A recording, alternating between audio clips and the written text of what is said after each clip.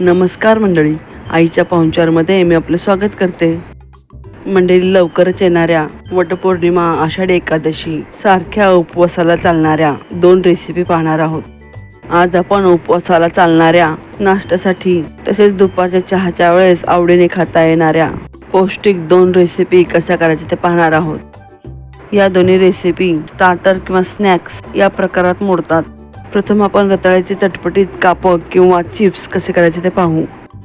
पाव किलो रताळी स्वच्छ धुवून त्याची सालं काढून त्याच्या गोल गोल फोडी करून पुन्हा एकदा स्वच्छ धुवून निथळून या फोडी एका नॅपकिनने स्वच्छ पुसून घ्यायच्या.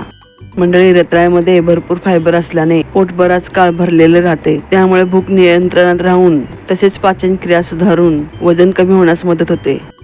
आता एका बाउलमध्ये रताळ्याच्या फोडी घ्यायच्या. मंडळी, रताळ्यामध्ये व्हिटॅमिन ए, सी तसेच पोटॅशियम मुबलक प्रमाणात असल्याने रोगप्रतिकारशक्ती वाढण्यास मदत होते. तसेच डोळ्याचे आरोग्य सुधारण्यास मदत होते.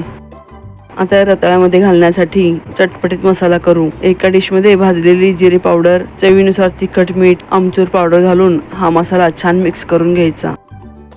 हे रताळ्याचे काप उपवासाला खाणार नसाल तर या मसाल्यात लसूण पावडर, कांदा पावडर, चाट मसाला घालू शकता. आता यामध्ये 1 चमचा साजूक तूप घालून या रताळ्याच्या फोडी छान मिक्स करून घ्यायच्या.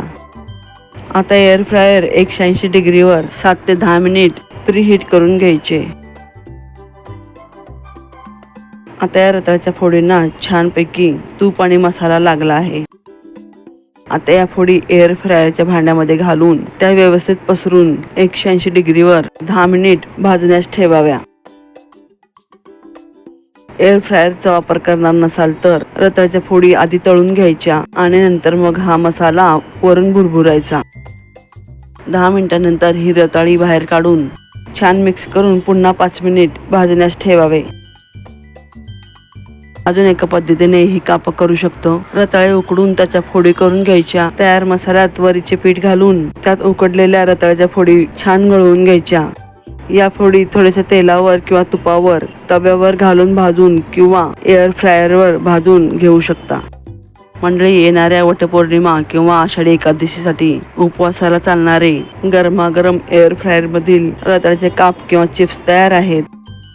आता याच पद्धतीने बटाट्याचे काप कसे करायचे ते पाहू. यासाठी 2-3 बटाटे स्वच्छ धुवून त्याची साले काढून चपट्या फोडी करून घ्यायच्या.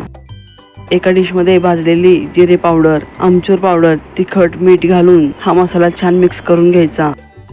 तयार केलेल्या फोडी पुन्हा एकदा स्वच्छ धुवून पुसून एका भांड्यात काढायच्या. आता हा मसाला बटाट्याच्या फोडीमध्ये घालून छान मिक्स करून त्यामध्ये 1 चमचा तूप घालायचे. पुन्हा एकदा ह्या फोडी मिक्स करून घ्यायच्या. आता या फोडी एअर फ्रायच्या भांड्यामध्ये घालून त्या व्यवस्थित पसरून 180 डिग्रीवर प्रीहीट केलेल्या एअर फ्रायरमध्ये ठेवून 10 ते 12 मिनिट भाजून घ्यायच्या. उपवासासाठी गरमागरम बटाट्याचे काप्स किंवा बटाट्याचे चिप्स तयार आहेत. मंडळी, तुम्हाला या दोन्ही रेसिपी आवडल्यास लाईक, शेअर, कमेंट आणि सबस्क्राईब करायला विसरू नका. पुन्हा भेटू एका नवीन रेसिपीसह. तोपर्यंत मस्त खा आणि स्वस्त रहा. धन्यवाद.